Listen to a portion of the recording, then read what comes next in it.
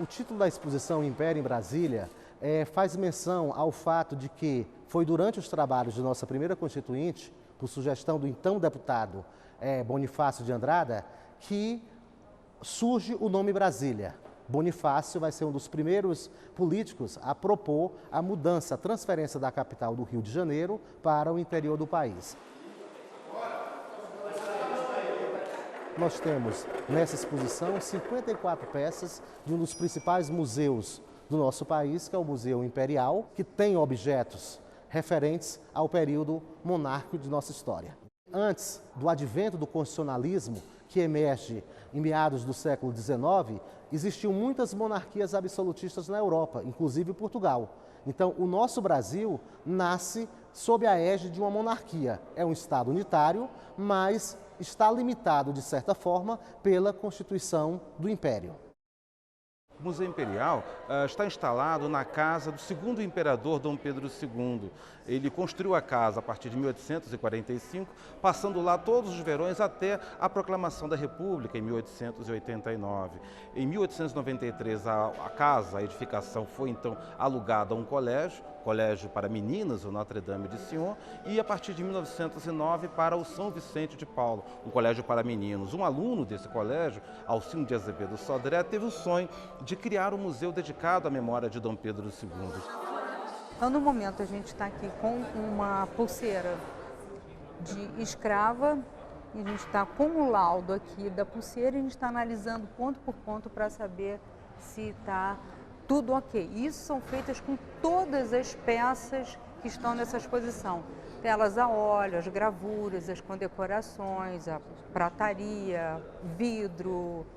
Todas as peças passam exatamente por toda essa metodologia e após o ok da equipe da Câmara, junto com o laudo feito pelo Museu Imperial, a peça está pronta então para ir para o seu lugar de exposição. Qual o nosso objetivo com essa exposição? É trazer a Brasília peças que são do Museu Imperial e que tratam justamente da fundação do Estado Nacional Brasileiro, que num período muito importante, o período de sua consolidação, gestou, construiu e elaborou a primeira Constituição do Brasil. Nós sabemos que o Brasil se torna uma nação independente e mantém o Estatuto da Escravidão. Então, mais de 2/3 da população brasileira não participava da vida política nacional, por serem escravos ou por não terem condições de votar e serem votadas. Um outro aspecto é que nós tínhamos o chamado voto censitário, baseado na renda do cidadão. Nós estamos trazendo para Brasília peças que nunca saíram do Museu Imperial, como, por exemplo, o retrato de Dom Pedro I, do Henrique José da Silva, um quadro pintado em 1825, justamente no período em que a independência do Brasil estava sendo reconhecida pelas outras nações.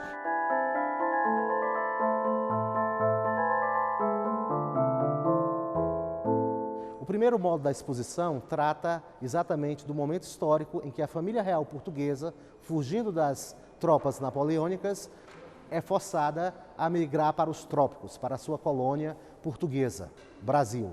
O segundo módulo da exposição já enfoca o período que vai consolidar-se na emancipação política do Brasil. O terceiro módulo trata do papel do Legislativo com a Assembleia Constituinte de 1823, que vai resultar na nossa primeira Constituição do Império, outorgada, imposta pelo imperador Dom Pedro I.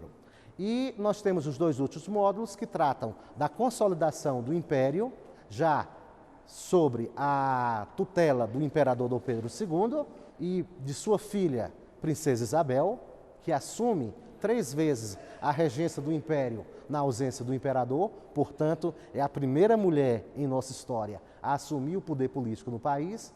E o quinto e último módulo que trata dos símbolos da monarquia brasileira.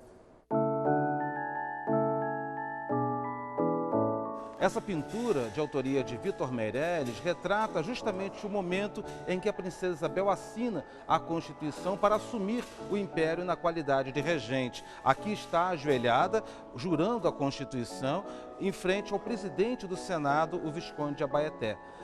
Outros itens muito importantes estão nesse quadro, como, por exemplo, o tinteiro utilizado pelos senadores e a urna, onde eram guardados os votos de todos os senadores do Império.